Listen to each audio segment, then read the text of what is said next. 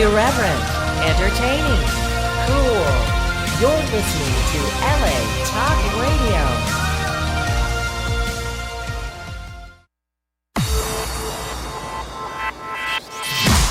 You're listening to Reza Riffs with Keith Reza and Alan Lee, right here on LA Talk Radio.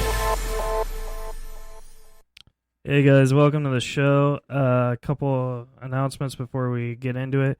I'm going to be at the Irvine Improv with Jay Moore July 26th to the 28th, so come see us. You can buy tickets at www.irvine.improv.com.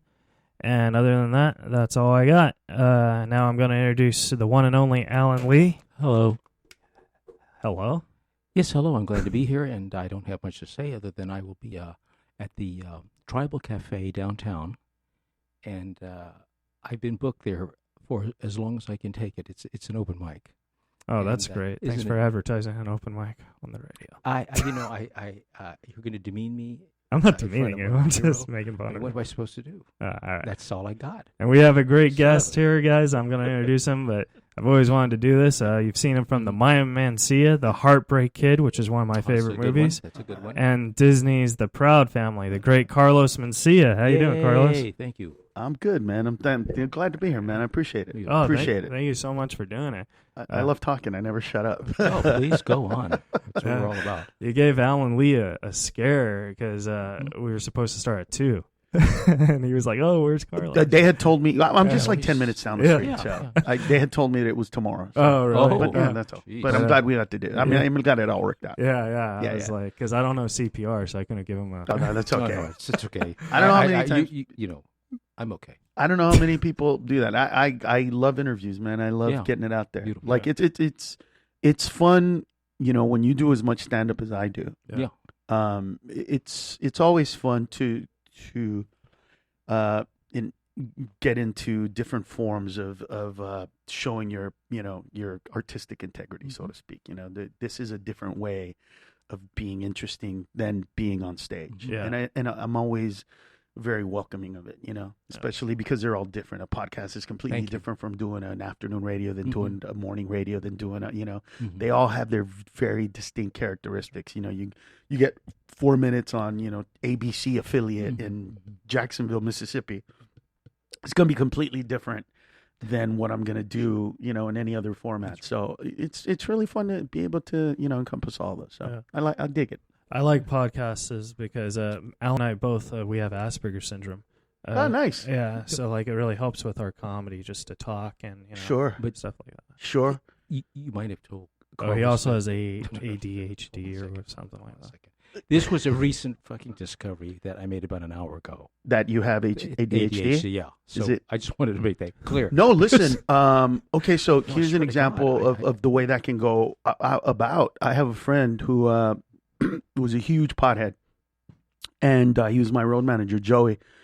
And after being on the road with me for probably a decade or so, he just kind of missed Corpus Christi and his family and stuff. So he went back to Corpus. He got a job working as a safety manager at one of the big plants over there, the refineries. Mm-hmm. Well, they told him, you can't do any drugs. So he stopped smoking weed. And he really quickly found out that he's huge ADHD. He had no idea that he was self-medicating with marijuana and the effects that it had on him. So, But I knew that there was something wrong with him. Sure. Because he would smoke a joint and then be like, "Oh, I'm inspired. I'm going to go work out." And I'd be like, "What? What are you talking? Where are you going? What is wrong with you?"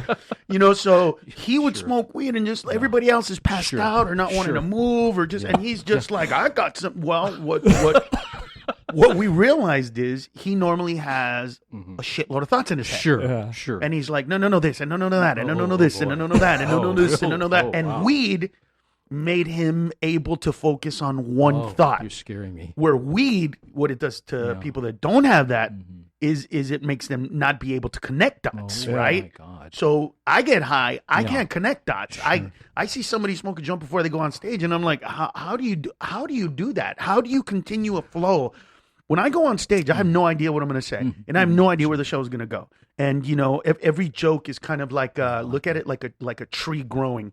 It comes out and there's the trunk, and then I tell a joke, and then I go, this branch got to go to the left because I got to make them go to the right, but I got to go to the left before I go to the right because you're not ready for that kind of joke yet. And then I go there, and then I inevitably come back, and then every little dot is like a bunch of arms that come out, and at the end you look at it and go, oh.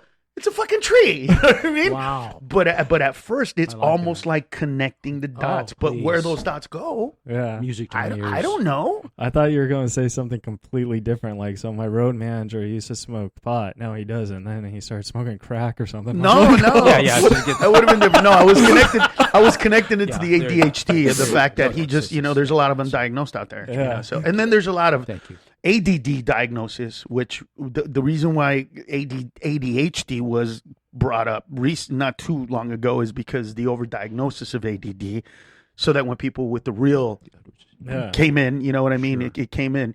It's kind of like people that say they're on the spectrum, but they're not. They're just weird, or different, or abstract. Sure. You know what I'm saying? Yeah. But they want that. They want to say that. Like, no, I'm on the spectrum. And it's like, dude, like.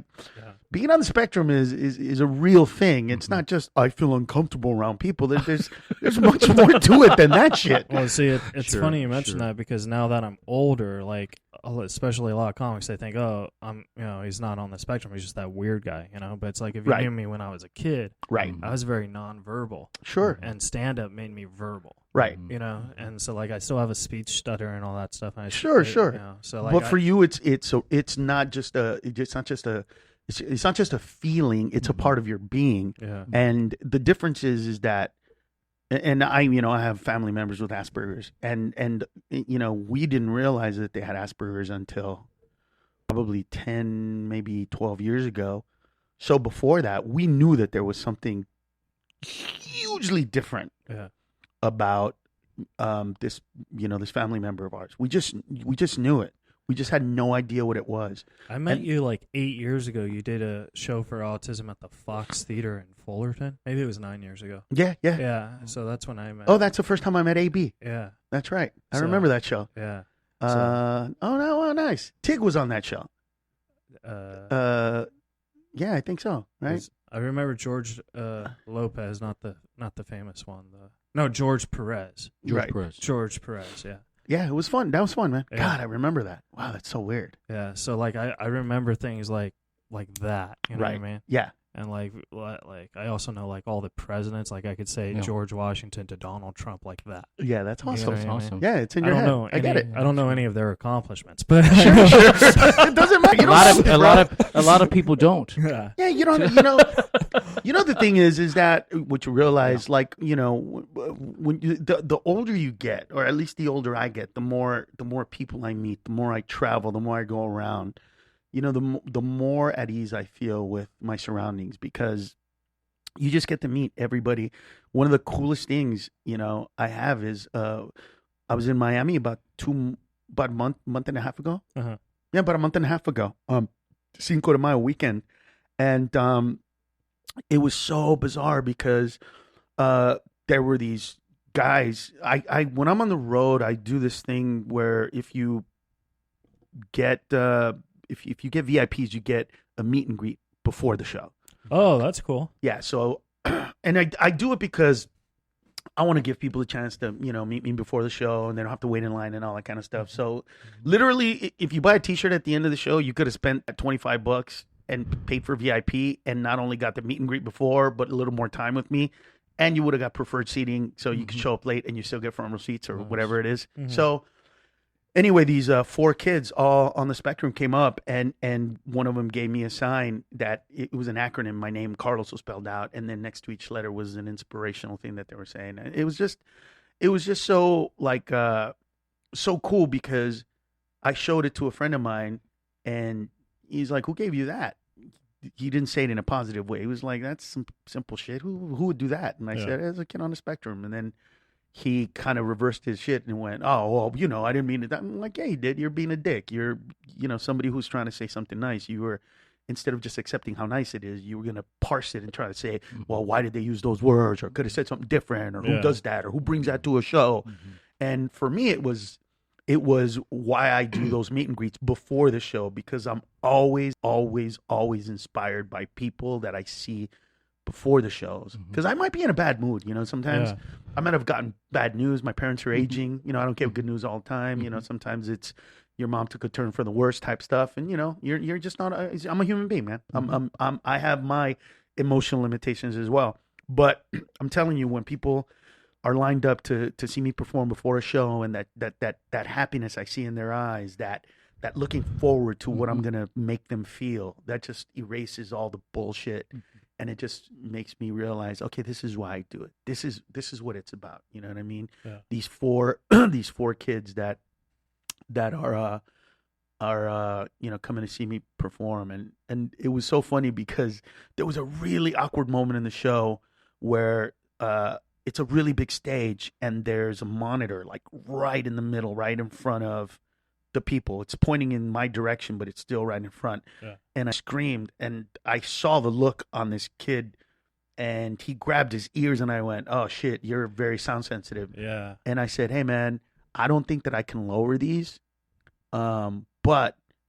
And then I said to the manager, "Are there seats like a little further back where he can be, where it's not going to be so loud?"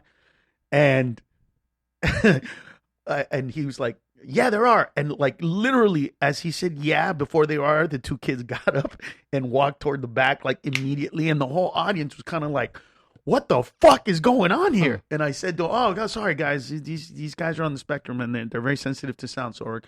So they want to go to the back. They still want to watch the show, but they just don't want to be up here where it's, so loud for them." And then the other two were like, "No, we're good." And they stayed. And it was an interesting moment because half of the, a big portion of the audience had no idea what was going on. And they were just so freaked out. And the minute I said these kids are on the spectrum, like they all kind of were like, "Oh, fuck, what do we do now? Yeah. How do we react? What do we do?" And I was like, "Guys, it's the show's going to be fine, dude." It's just, his ears hurt. I saw it. I want him to have a good time, and then they moved on, and then everything was good, and the show was great, and I got a standing ovation, and it was an awesome show. But to me, those moments are interesting, not because of how I interpret them as much as it allows me to see how people are really feeling. Yeah.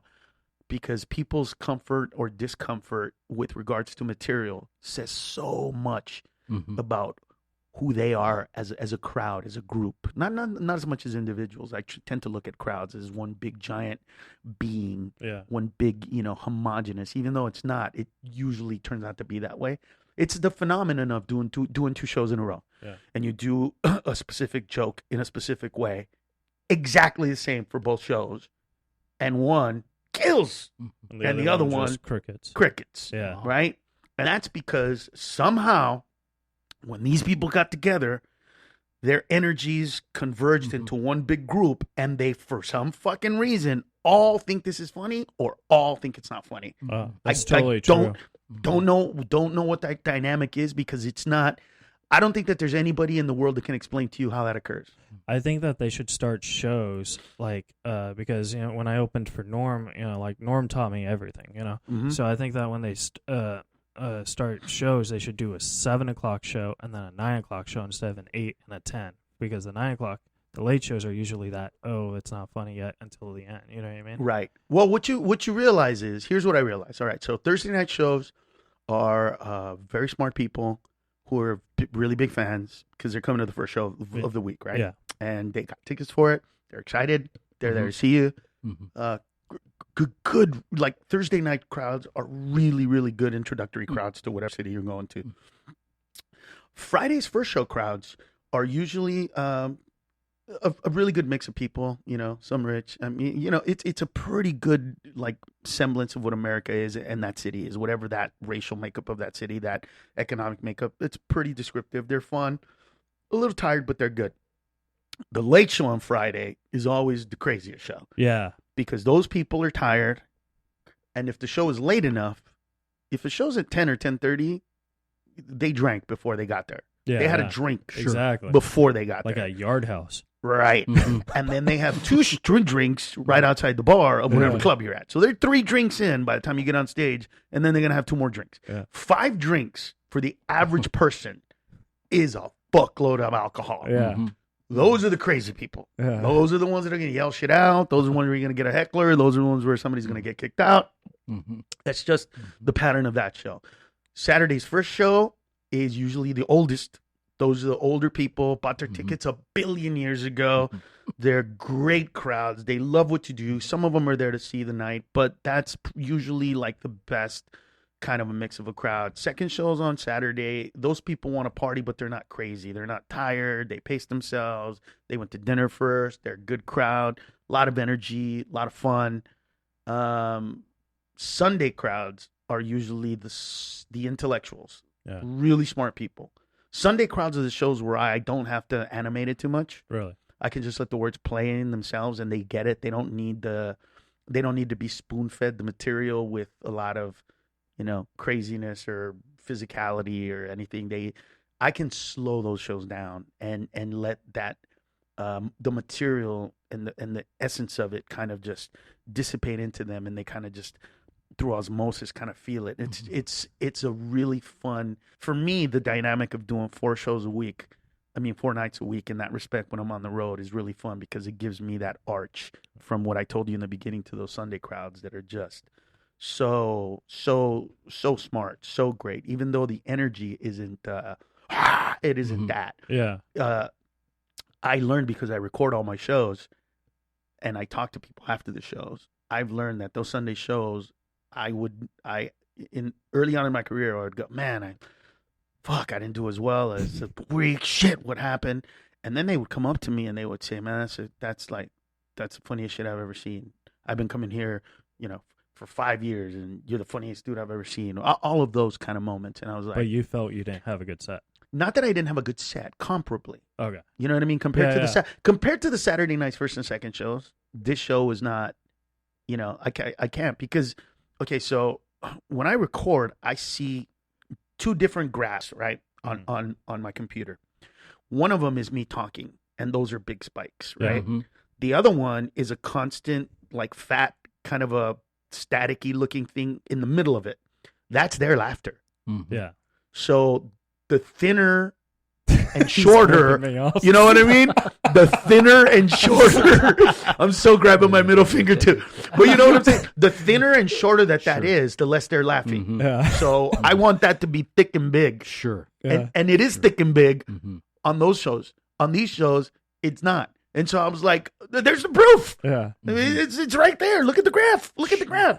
But it wasn't. It's that they're not, they're taking in material intellectually as well as that. So Sunday shows are the shows where I got that, or can we talk about this later? Hey, can I have a moment with you after and we can talk about that thing that you said about this and this and that? Mm-hmm. Where, Saturday shows are like, he was awesome. It was great. I loved it. Sure. Oh, fuck, the joke about the Mexican lady at McDonald's was great. You know what I mean? That's their thing. Yeah. On Sunday they'll say, wow, I really love the way you did that story, and it's so relevant to everything, but you never made it political. You never made it about right or left. You just let the essence of that, and that's it's the same fucking joke. It's just, you know what I mean? So I'm like, all right, is it this or is it that? But once you've been doing it as long as I have, what I've realized is no matter what I try to do, I can only go so far as to dictate what the audience is supposed to feel. Right. At a certain point, they're just going to feel what they want to feel. That's true. That's it. So I try, like every one of us, to manipulate that as best I can. And dude, I use every possible trick in the book, from using the mic, from screaming, from walking, every mode that I can possibly get to. But at the end of the day, I hope that people that leave the show say, I had a great time. Because whether it was, sometimes it's not even funny. Sometimes they don't even say it was the funniest thing ever. Sometimes they're just gonna go like, man, I haven't had an amazing time like that in 50 years. And I hear that when I was younger, I'd hear that and go, but was it funny? What the fuck, man? Yeah. Now I don't ask, was it funny? Now I'm like, you did? Holy shit, 30 years and this is the best show? Like, or best, time you've had out. That's like, I'm grateful, but fuck, how boring is your life that this is it, or whatever the joke, whatever I say at that moment. But now I'm able to see see it from their perspective instead of my own. I know that feeling because, like, usually, like, when I have agents who come and scout me, I always do bad on the shows they're at. Right. But the shows they're not at, I kill, you know? And I don't mean to change the subject. But, No, that's you. But we were talking about... You can ask me anything, by the way. No, we are. But we were talking about you can't always believe everything you read on the internet. Alan Googled you, and it said your favorite drink is sparkling ice blackberry, and he got you one, and you haven't even opened it. So That's all bullshit. That's such bullshit. Sparkling. But you know what? I'm going to drink it just because you got it for me. I'm going to have some, bro. That's very sweet of you. So I was like, that's got to be. It's actually close, though. I do drink a lot of... I'm a sugar. I drink a lot of dark berry stuff, Yeah. so that is actually right. the Dark berry stuff. The sparkling is usually not. The sugar thing is not good. Spiking your Well, sugar. no. I normally do like buys, which don't have sugar. Stevia? I'm sorry? No, buy the drink BAI. Oh, yeah, sure. So the buy blackberry and the pomegranate. Yeah. I'll drink the pomegranate if I'm okay with the little tart because it's kind of tart. It is, and then yeah. the blackberry is pretty sweet, so I'll do like so I'll do that. But what that happened just was, threw me off. oh, Sorry. dude, no, yesterday I had just I had like me and my friend were hanging out and he gave me an edible and dude, I don't do those and it was just him. I woke up today feeling groggy. I was like, dude, I need a cold brew, man. Yeah. I need caffeine to wake my ass I love up. caffeine. So that's why I'm not a coffee guy. One question I did have for you is because I've listened to other interviews because I try not to like ask the same questions, but I just wanted. You can ask whatever you want, bro. I just wanted to because like you said when you first started as a comic, Eddie Griffin used to bump you at the store. Everybody used to bump me. Yeah. Everybody bumped everybody. Yeah, and then like when you started doing it, and then like with the whole debate that was going on, I was thinking, how do you feel as comics? Because like I try to put myself in that position, you know, like if you were to bump me, I would think in my head, okay, how do I want to be as good as you so I could not let you bump me. You know what I mean? Does that make sense? Yeah, but that's not the mentality. See, when I first started, it was Dice Clay or it was, Paul Mooney, and it was people like that who would come in, Martin Lawrence and, Arsenio Hall. Yeah. The difference was, when those guys showed up, I was unbelievably blown away by the fact that I was in the same business as them. You know what I mean? I was a door guy at the Comedy Store, but I was in the same business. What? Sure. I've been on that same fucking stage. Yeah. I'm probably going to go on after like them. Like, holy shit. To me, and I thought the way you did. I felt like I can't fucking wait. Cannot wait till I get the chance to do what they're doing. Yeah. I cannot wait. I didn't mean like bumping people. I meant like going after. So like. No, I meant bumping people. Oh, yeah. I didn't mean That's that. what I meant. Oh, okay. But it was done to me, and I didn't think it was malicious. Right. Right? Because, okay, I thought differently than when I would bump people, they would say, why don't you just call? Right? Well, here's the problem. I called in and said to the Comedy Store, I might come in on Saturday. And they said, are you going to come in for sure? Okay. I said, I can't tell you 100% because, Mm-hmm.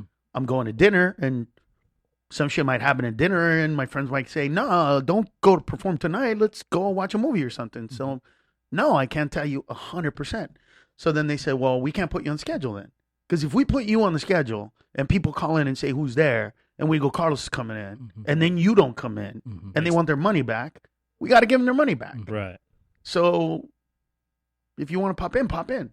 So that's what I would do instead. So I kind of tried to see if I could put my name on, but then I'd have to go, and then I'd have to, and I was just like, and to be quite honest with you, I was a very, very, very, very, I was so focused at the time that I didn't see their anguish or uncomfortable feelings. I didn't notice it. Yeah. The other comics, I really didn't. It wasn't. It just wasn't anything I was looking at or looking for. But I never thought. I didn't think at the time. Hey, look at these people, and they might feel weird because I thought, but I was them, and I paid my dues. I mean this is America. I'll give you an example. there's a big controversy about President Trump and whether what he said was racist when he told those 4 women of color, go back to where you came from, right? In America, that's what happens, right? You're here long enough, you basically get to say, hey, I've been here longer than you. I'm fucking American more than you. I mean, whether you agree with that or not, the whole point of that analogy is that's kind of how comedy is in that structure at the Comedy Store, in places where, they have that hierarchy.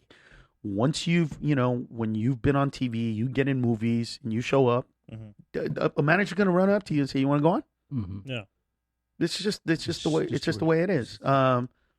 Me personally, I did it, didn't give a shit. And, I was as abusive or more with the time than people before me. But I never thought I was doing it to such an extreme that it was going to lead to such animosity toward me. Yeah. But I do take responsibility for that. And, I think that the whole joke stealing shit thing was bullshit, but their hatred of me for, me bumping them and going on long, that was real. Yeah. And I can't, because for anybody that's listening right now that is yelling and screaming and saying it's proof and all that shit, listen, I've recorded every single show pretty much since 1994. If you have a comedian that you think has done a joke before I did, please tell me what comedian, tell me when they did it. Yeah. I literally have actual proof of when I did the shows. Like, they're archived. I can literally go back to 1998 or 6 or 5 or 2002 and go, oh, I remember when I first started telling that joke. And then I'll just go in the archives and look and at some point go, okay, I came up with it in the weekend I was performing in Arlington at this club, and that's where it is. And this is the day when did they start doing the joke. Yeah. So from that perspective, I there's always been it's always been a hard pill to swallow, because part of their hatred and animosity I get. Yeah. They just came from a different generation than I did. That was the, in the early 2000s, which is about 18 years ago, is when the first crop of kids who pretty much got everything they ever wanted as children growing up came into probably Gen Xers or whatever that would be. Whereas my generation was different. My generation and before, we had this fire, this unbelievable desire to succeed, because we wanted shit as kids that our parents couldn't afford, whether it was Nikes, whether it was an Atari, whatever those things were, you know what I mean? We wanted them, and we didn't get them. And so me and my friends, all of us, we were like, I'm not going to fucking be like that. And when my kids ask for a pair of Air Jordans because all the other kids have them and my kid wants it, I'm going to be able to give my kid that Air Jordan. And so the generation right after me, they pretty much all grew up middle class. Parents had money, not a lot, but enough to get them the shit that they wanted. And so when I first started getting into the place where I could come and bump people at the Comedy Store, at the Improv, at the Laugh Factory, I started getting young comedians that said, well, I'm on the schedule, he's not. What the fuck? I don't get it. They didn't understand the whole pay your dues shit. They didn't understand the whole, this is the way it works. They just said, wait a minute, I'm doing it right. I'm on the schedule. Why is this guy going on? And I didn't understand that at the time. I didn't get it, nor did I give a shit, to be honest with you. Yeah. Because for me, it was like, oh, you want to come play? Go fuck yourself. I don't care. I never really thought about it until, they were given a chance to say something positive, negative, or neutral about me. And so many of them went negative that I went, okay. When one person thinks you're a dick, that's one thing. When everybody doesn't like you, there's got to be a fucking reason for that. And so I had to, I had to do therapy. I had to look inside. It's been a long time, man. It's been a very difficult journey to get to where I'm at, because there have been moments of, suicidal thoughts, not lying to you, little tiny moments of homicidal thoughts. There were, and when I say moments, bro, like little moments. I mean, are you a Star Trek fan? The At show, all? Yeah. like The with in the space, the original? Yeah, the Star Trek. Yeah, with the TV Patrick show. Stewart. Sure. With Patrick Stewart. Yeah, not with Chris Pine. Okay, so in the movie, in the movie with Patrick Stewart. I don't know which one it is, but it's the one where we battle the Borg. Right. Mm-hmm. And Data pretends to be on the side of the Borg. Yeah. But then he betrays the Borg, and then they kill the Borg. And then Captain Stewart asks him, was there ever time where you actually thought about joining the Borg? And he said, yes. And he goes, for like 0.04638 seconds. And he goes, trust me, for an android, that's an eternity. Yeah. So, you know what I'm saying? Like, Yeah. that's how I mean. Like, Sure. there are moments where I went, I'm going to fucking get a gun. And what the fuck are you thinking? Like, literally like that. Mhm. But there were, you know, there were times when I was just so down and so pissed. And, you know, it's really, it is a difficult thing to have put out as much material as I have, to have been doing this for 31 years, to have the fan base that I have, and for somebody that likes me to say to somebody else, you got to go see Carlos Mencia. He's funny as shit. And for somebody to just say one sentence and obliterate everything I've ever done in any way, shape, or form by just going, oh, whose jokes is he going to tell? Like, in just that one fucking sentence Yeah. just makes everything I've ever done meaningless, inconsequential, petty, shitty. And it's difficult. It's difficult to be a comedian because that's what we live by Well, and have that. I think with me, because like, you know, with my autism and stuff, I am very black and white. I don't see shades of gray. Right. You know, so like I'm talking to you, and you know, I've met you a couple times, and you know, I could tell just by the energy you have a really good heart. Right. You know what I mean? And so when I got bumped by Amy Schumer at the Improv when I first started, and because she was doing a Comedy Central Sure. roast, and the Improv was telling all the comics on the show, you're not going up because Amy. I was like, I'll go up after Amy. I don't care. Right. You know what I mean? So I Right. still did because I just want to make people laugh. Sure. You know, and that's why so I've had those suicidal thoughts too, especially because like I'm not big. I'm just like Sure. just a feature comic. Right. I'll go to Arizona. I just did Arizona last week. Where? The House of Comedy, Uh-huh. Phoenix. Yeah. Have you done that room? I have been to that room, believe it or not. It is so awesome. Like Yeah. the energy. Yeah. Oh my god. So I did it, and it cost me $300 just to get there because I can't drive, you Right. know, because I got in a car accident. So I do Greyhound, and you know, I just did 10 minutes. And it was awesome. Right. You know what I mean? Like that's what comedy means to me. Like I'll lose money to make people laugh. But you're different. Your mentality is different than the average comedian. Is that today. good or bad? Like, you know what? It is what it is, bro. You just have to live within the confines of who you are. Yeah. You know, sometimes look, the longer you do this, the more abstract it becomes, and the more bizarre things you find that you just can't figure out. You know, here's an example. I'll try to make this story quick. I have a buddy. His name is Juan Villarreal.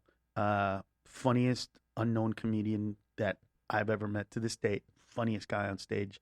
When that guy hits, I mean, Yeah. when he's on stage killing, there's nobody better. I met him when he was really, really young, and I wanted him to be on this show called it was on HBO. It was Local Slam, and so I wanted him to be on the show. So I got him on the show. He did 5 minutes. About show airs about 6 months later. He calls me up and he goes, "Are you going to be performing in Corpus Christi anytime soon?" I said, "I'm not sure. Why?" He said, "Well, if you do new material, because I was just there, and I pretty much did your whole act." And I said, "What? I'm sorry. What the fuck did you just say?" And he was, "Bro, they asked me to headline. I got 10 minutes."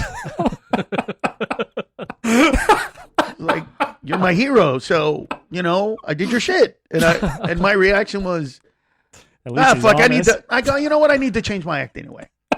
Whatever. I don't care. Whatever. I legit was like, he's young, you know, Yeah. whatever. I didn't really care. Well, what happened was, because he did that, he got picked up to do a USO tour. Oh. In the USO tour, people started coming up to him and going, "Dude, you're fucking funny as shit. Did you know that Carlos Mencia is doing your shit?" Oh my god. So he was so insecure about it that he was like, "That motherfucker." instead of like saying no. So anyway, so that's that story. So cut to 20 years later, literally 20 years later, a guy walks up to him and goes, we were in Houston at the Improv. And he, God, we were in Houston at where the Rockets play at the time. And so anyway, a guy comes up to him as I'm walking out of the bathroom, and I hear the conversation. So I stop. So I can hear him, but I can't see him, and they can't see me. So the kid says to Juan, look, I get that, Carlos let you perform in this big ass arena with him, but how the fuck are you performing the guy that did your jokes? So he sits down and explains to him, Carlos is my idol, my mentor. He's not like me. I'm like him. I took my shit from him. My mannerisms, the fact that I say fuck the way I do, all of this stuff. I even took my act from him in the beginning. He's the dude. He goes, I can't believe that he lets me on stage after all the shit that I've done, and I kind of sound like him. He's like the coolest dude ever. And the guy goes, yeah, I fucking hate him anyway. And I came around like, really? Are you serious? Like everything that you were told, he just told you is bullshit, and you still fucking hate me? Like, what the fuck? Do I need to suck dick? Like, what do I need to do? How do I turn this shit around, guys? I don't get it. What the fuck? It's moments like that that just make you go as a person, and made me say, there's nothing I can do. Yeah. Like, I just have to ride out this wave of whatever the fuck it is for however long it is. Keep my head down. Keep doing what I'm doing. Stay away from TV and movies for a minute. Get strong and be able to come back and deal with whatever bullshit I'm gonna get when I come back, whatever that is. Because it'll happen. So in the end, Carlos, Joe Rogan was a little harsh.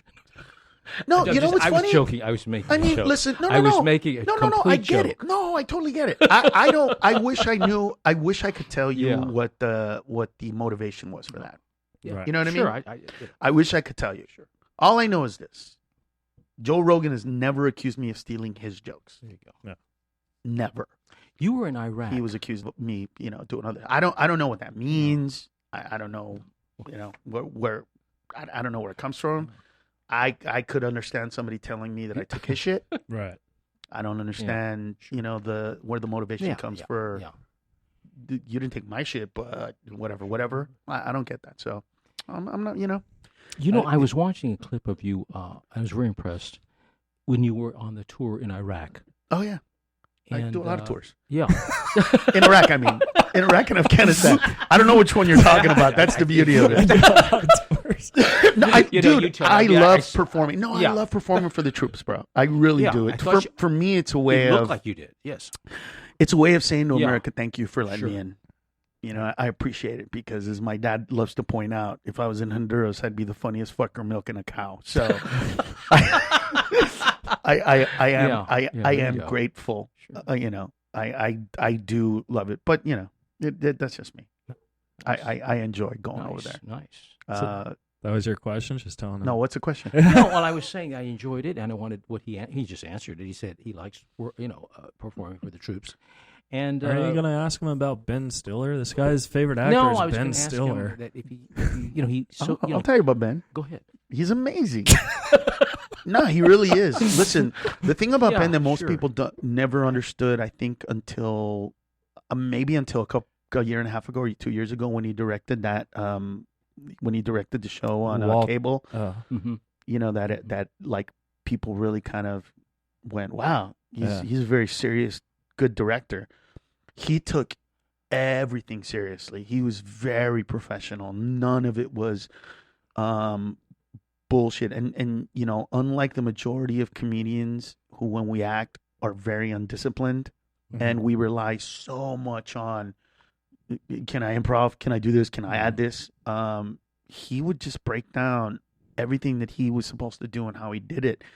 And it was so great to work with somebody who is a comedic actor, but wasn't about like, hey, let's fuck around. Yeah, it was like, no. These words were written for a reason. They're funny the way they are. Let's execute them. And I was literally blown away at how, not just how serious, but how much of an actor and even a director he was during the stuff that we did, because there were times when he said, would it be better if we shot it this way, or what about this perspective? And sometimes those perspectives change on how they shot it, and it was based on him. He was a very, very good person to be with as a comedian, so that you can see, like, if you want to act, you got to take this shit seriously. You can't just go up there and fuck around and be like, "Oh, I'll make it funny." It's not the way it works, man. He's very. I was very impressed. I was very, very, very, very impressed with him. He was, and so when he started doing serious directing, I was not in any way, shape, or form surprised or shocked. I went, yeah. Most people don't know that that's such a big part of what he does and who he is. But think about this. Guys like Jim Carrey have kind of been pigeonholed, right? And even though he's done some varied types of acting. Not Ben. Ben can do. He can produce a movie. Sure. He can direct a movie. He can be in the movie, and the audience still take it in without looking at it as he's trying to do what, because he's been able to surpass that by a body of work. Sure. Which not a lot of people can do that, man. It's pretty fucking impressive. He's he's really great. I think he's not going to be. Until he gets older, passes away, I don't think that they're going to be appreciated. Which is, it happens a lot in our business. Yeah, sure, a lot. It's like Mitch Hedberg. No one really appreciated him until he died. Exactly.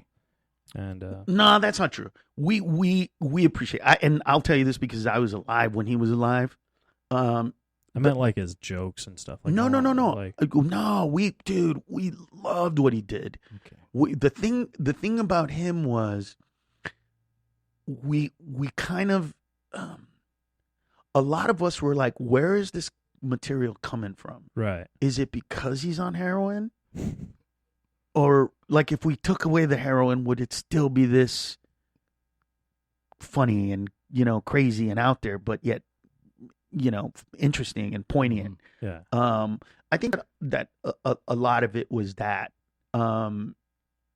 I think the problem is that, he never got to be as big of an audience, attention grabber as we think he should have been or would have become. But that's because he was kind of young, you know what I mean? And then like when he died, then like everyone's like, Correct. Well, because when he died, everybody went, "Who is this guy?" Yeah. Right? Which was, he needed an event. It's sad that the event was his death. Yeah. You wish that event could have been, a special. Yeah. Or whatever that was to take him to that other level. But we always, and I mean the comedians that were doing stand up at the time that he was doing it, we always saw something brilliant in him, and we just kind of, like I said, I remember having discussions with people about like, he's fucking crazy and weird, and material is like abstract, but where is it coming from? So then when we would hear, "Oh, he's clean," we'd go, "Oh shit, is this stuff gonna be funny now?" Like, is it all of a sudden gonna go from this fucking awesome, crazy, quirky shit to like, "I was sitting down at the mall the other day, like, oh, keep doing heroin. This is horrible shit." You know what I mean? Because I grew up with, I didn't grow up in comedy. But when I started doing stand-up, I kind of got into what was going on a little bit. And it's kind of like following the career of Pryor. With Pryor, especially his later specials, some really fucked up shit would happen in his life. And all of a sudden, I was like, "Oh, he's doing a special. I shot my car, and oh, fuck, he shot his car." You know what I mean? He lit himself on fire. Oh, new special. Yeah. So, you know what I mean? Tragedies. Here comes the jokes. And you would hope that, like, that didn't have to happen. But, some of us as comedians operate that way. You know what I mean? Really bad shit happens in our life, and we're able to go out there and kind of like put it to the audience, The last question I had for you is, I don't even know if you could talk about it, but you have something that works called Judging Carlos. Judge Carlos. Judge Carlos. Right. Can you like share what that's about? Is it a TV show or a TV movie? We don't know what it is right now. Believe it or not, I came up with Judge Carlos because it wasn't even like a character. It wasn't even a character like that. It was that, and I could still do it. I just feel like it's old, and I don't want to do shit like that anymore on stage. I mean, Yeah. I would see these court cases go through, and like people that were guilty were not found guilty, and people that should never have won, and I would just go, what? So then I would go, Judge Carlos would fix that shit, and then I would just give my opinion. Yeah. It wasn't like some abstract thing. It was just me. I would just go like, if I was a fucking judge, you know what I mean?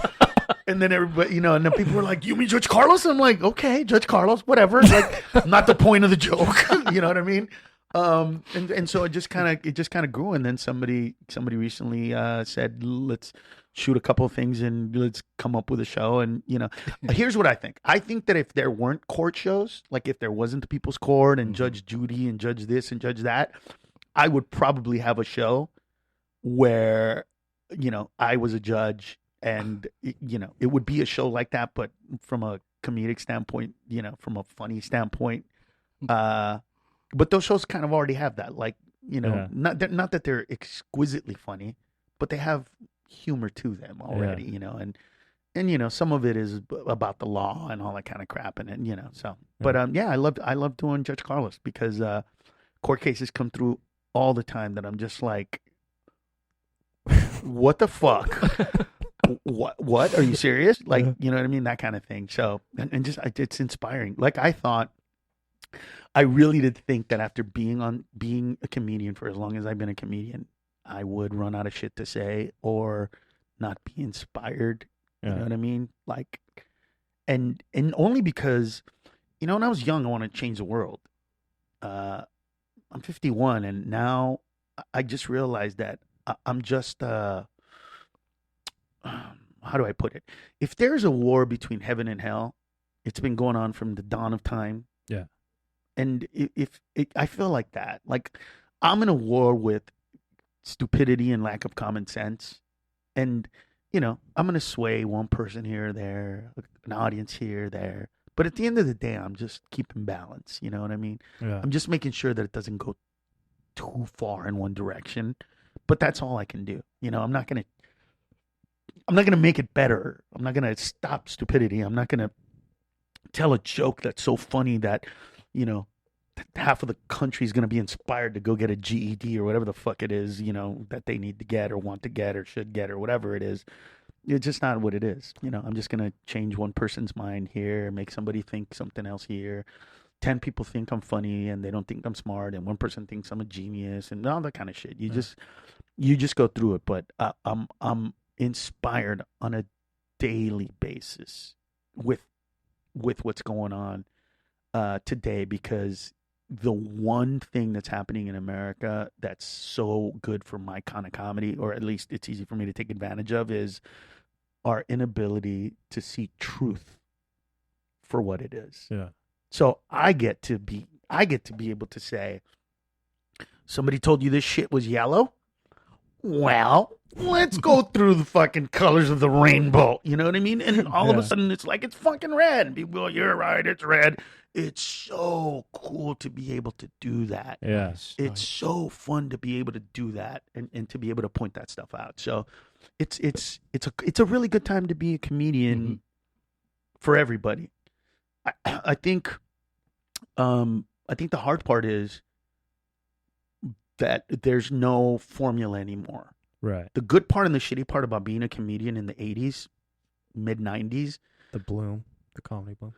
I don't know if it was a bloom as much as there was a formula, right? Yeah. The formula was, no matter what kind of comedy you do, you better have a 5-minute set that's clean, that doesn't deal with McDonald's or Wendy's or Walmart or Kmart, because you're not going to be able to do jokes like that, and have your 5-minute set ready so that if the Tonight Show called or the Late Show called or whoever that was, you had that set ready to go. That clean, perfect, funny, introductory, I'm Carlos Mencia, and this is who I am.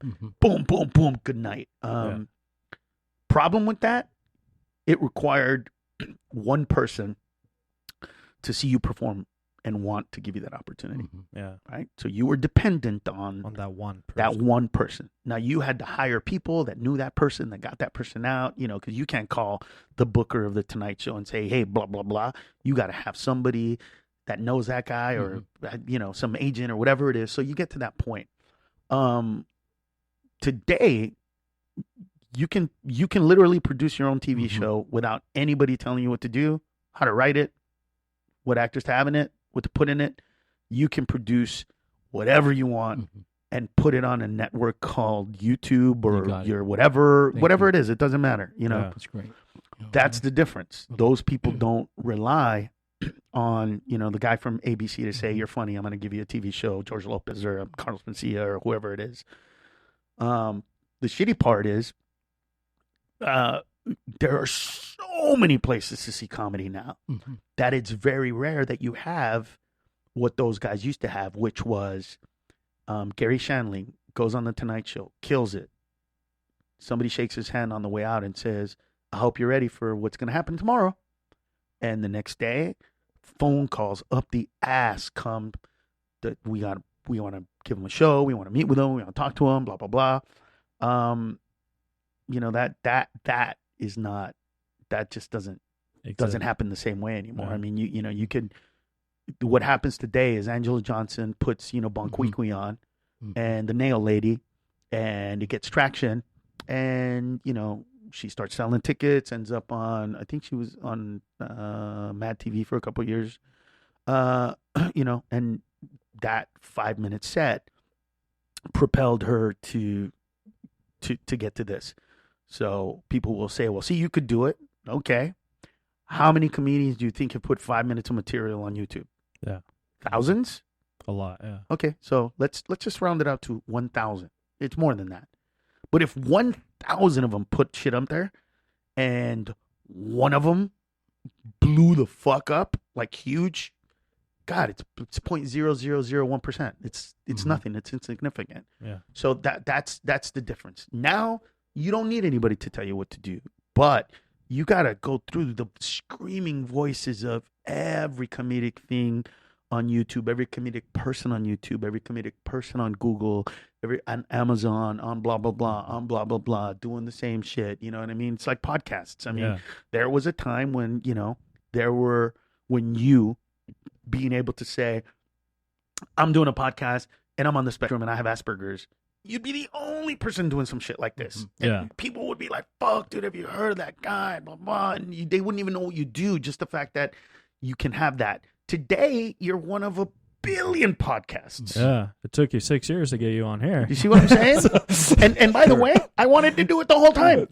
Interestingly enough, I've never said no to any of this stuff. Yeah. So it's it's a different environment. It's a different place in time. It's a more self-centered place in time than ours, because even though when we got to be kind of self-centered dicks, we did it. We bumped people. I did anyway. Others before me did.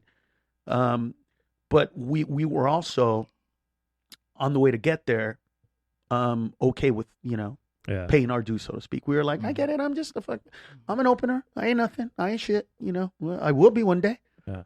It was something to motivate us. I know today, it's a different environment. And I think that a big part of my success as an older comedian right now, for me to be able to sell out a club like Brea, right, which I did a couple of weeks ago or about a month ago, whatever it is.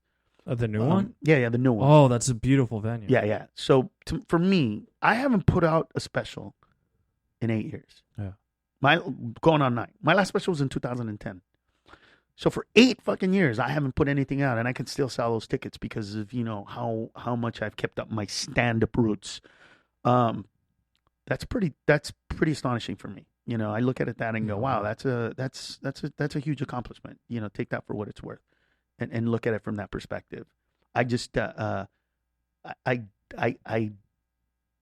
think that the journey to get there is something that you guys as young comedians should understand, that it's just you have control over so much. You go on stage and you're great and you kill it and you rock it.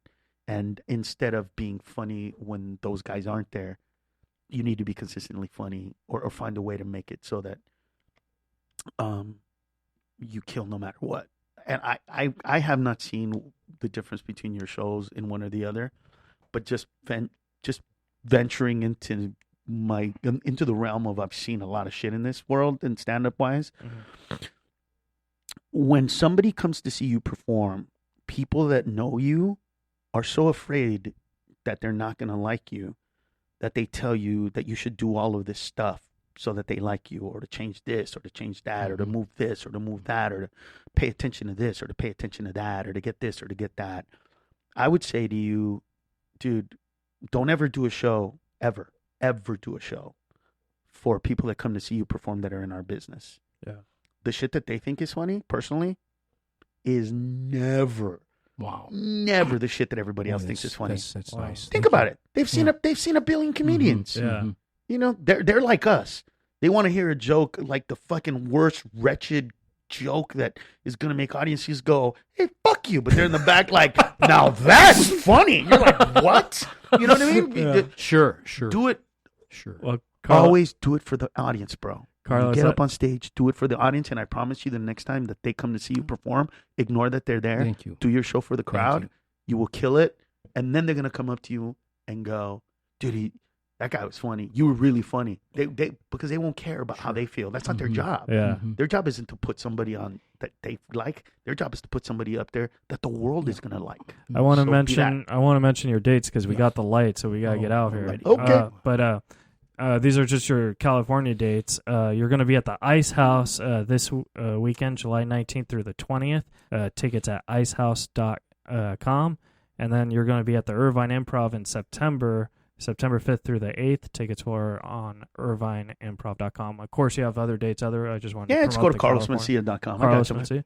Yeah. And that's where the folks at home can follow. That's where everything is at Carlos Mencia or Carlos Mencia or / Carlos Mencia. Right. And if you don't know what I'm saying, you're just not an internet person anyway. So, / Carlos, I don't get it. Yeah. So anyway. Well, Carlos, thank you so much for doing the show. Yes, sir. I want you to know from the bottom of my heart, you've helped a lot of comics, and you've helped me just by doing this interview. So thank you so much. I appreciate me it, as well. I listened to this. I was trying to soak this up with my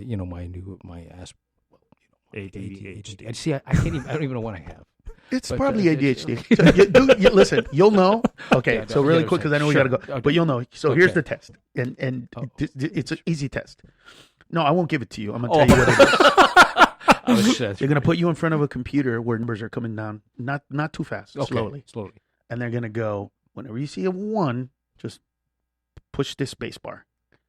And if you really have ADHD, you're gonna push that space bar about 1 million times. Oh, yeah. Because here's what's gonna happen: you're gonna have your hand over it, and you're gonna get anxious. And you're gonna, where is it? Where? And then you're gonna hit it without wanting to, because your brain. And then one's going to pass, and you're not going to see it. Because you're going to be thinking about other shit. You're going to go, what the fuck is this? Hey, where did I leave my keys? You know what I mean? And so you'll find out. Sure. There's a test. Sure. Ask your doctor. I'm going this week. So let me know what the test says. Because that'd be so interesting. No. Because I know I don't have it, and I did the test. And it was I was like, how the fuck did you fail this test? Yeah. Dude, a star comes down, hit a fucking button. What are you doing? And I'm watching him, and he's fucking hitting the button, and I know it's coming. I'm like, dude, relax. I was like, holy shit, you're fucked up, dude. Well, Carlos, so hopefully you'll be fucked up. Carlos, oh thanks my again, God, buddy. thank you. Bye, guys. Thank you. you. Carlos Mencia. Bye. You're listening to Reza Riffs with Keith Reza and Alan Lee, right here on LA Talk Radio.